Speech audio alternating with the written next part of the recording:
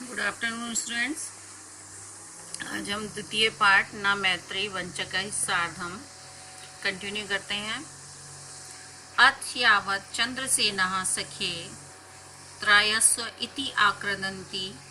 अथ इसके बाद यावत मीन्स जब तक, चंद्रसेन सखे मीन्स मित्र, त्रायस्व रक्षा करो, इति आक्रदन्ति ऐसा चिल्लाता है, तावत तब तक धनम अपहृत्य स वंचकः अश्वाभ्याम सार्धम पलायतः। तब तक वह धन को लेकर आहत्य में लेकर के स वंचका वह धूर्त अश्वाभ्याम घोड़े के सार्धम साथ पलायता मीस भाग जाता है या चला जाता है। कृतार्थनादः चंद्रसेना अरण्ये उच्चैः अरोदत। कृतार्थनाद में चिल्लाता हुआ, दुखी स्वर से चिल्लाता हुआ चंद्रसेन जंगल में ही उच्चे मीन्स ऊंचे स्वर में रोता है। अथ इसके बाद यावत जब तक स उत्तिष्ठति वह उठता है, तावत तब तक नयन वेदनया उसके आंख की पीड़ा से व्याकुल होकर अशक्तश्च और अशक्त होकर के भूमि पर वह गिर पतति मीन्स गिर जाता है। तस्मिन् वृक्षे दयालुः नाम कश्चित् वृद्धः शुकः सपरिवारः वसति। उसी वृक्ष पर दयालु नाम का कोई बूढ़ा तोता अपने परिवार के साथ रहता था। तस्य शावको तम अपृच्छताम। तस्य शावको उसके बच्चों ने तम अपृच्छत उससे पूछा, पितः आबाभ्याम नर्मदा तीरे किमपि शोचीयम दृश्यम अपश्यामा। हम दोनों ने नर्मदा के किनारे किमपि मीन्स कुछ ही शोचनीय दृश्य को देखा है।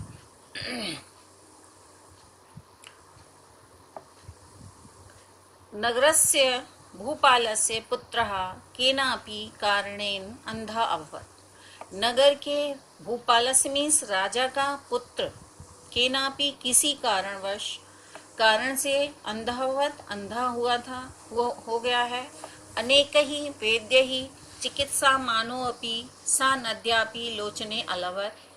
बहुत से वैद्यों और चिकित्सकों ने भी सा नद्यापि लोचने अलवत उसके आंखों को सही नहीं कर पाया या वो आंखों की रोशनी को नहीं प्राप्त कर सका। वृद्ध शुकावाच, बूढ़ा तोता बोला, पुत्रो लुप्त लोचनस्य लोचन लाभाय औषधम अस्ति। लुप्त लोचनस्य फूटी हुई आंख की लोचन लाभ है, आंख में लाभ पाने के लिए औषधम अस्ति, हमारे पास औषधि है।